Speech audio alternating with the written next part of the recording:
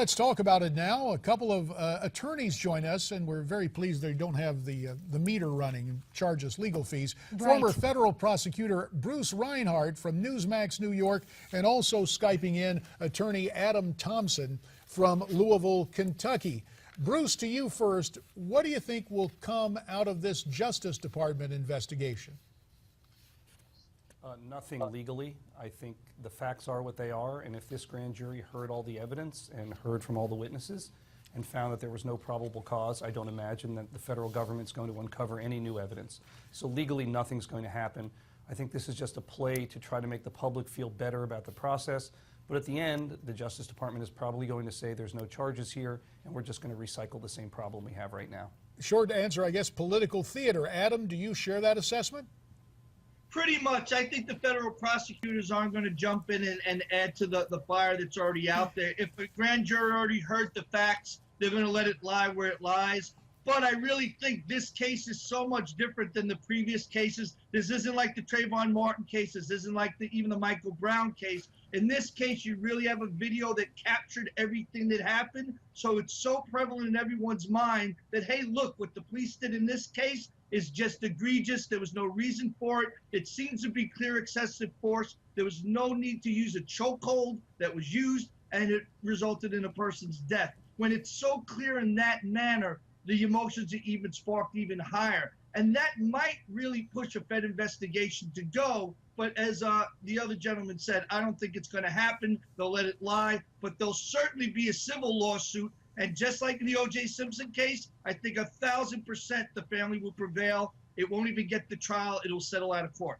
Bruce, as Adam just mentioned, we saw the video. Clearly, the officer was using an illegal move. The autopsy shows that that's what caused Garner's death. Are you surprised at all by the decision? And do you think that a civil lawsuit will happen? And if so, do you think the family will win it? I think there will be a civil lawsuit. Whether the family will win it may turn on whether there's some sort of an immunity here for the officer. So I can't really opine on that. I think in terms of what occurred here, the reality is that the American public is seeing live and in person what happens every day on our streets, and it's not always pretty. And the police officers are in a very difficult situation in these cases, and they're trying to do the best they can, and I think what the grand jury found is the officer acted in good faith. He may have been completely wrong, but he was trying the best he could. It happens every day, it's unfortunate, but what's happened here that's different is we're seeing it, and it's not pretty, and that's why people are protesting, because it shouldn't be happening, but it is.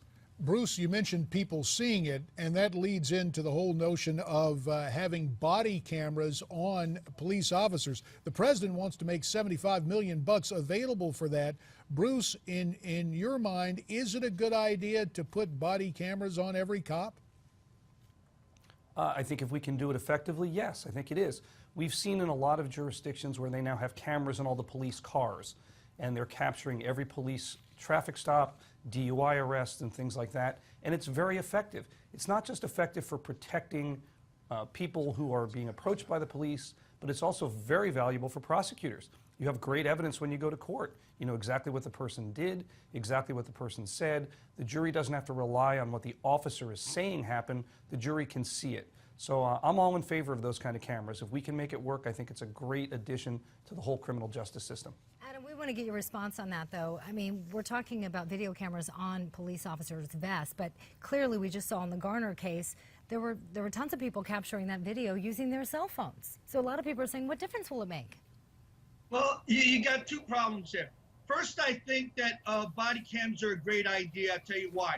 The counties, they've already been tested out. Some in California, for example, I think Raleigh, California did it. There's already been a drop in 60% of excessive force or use of force claims against police officers. And there's even been a drop of around 80 or 88% of civilian complaints against police officers. So it shows when people know they're being monitored and everything's being recorded, every word, every movement, every action, it makes people behave and act better.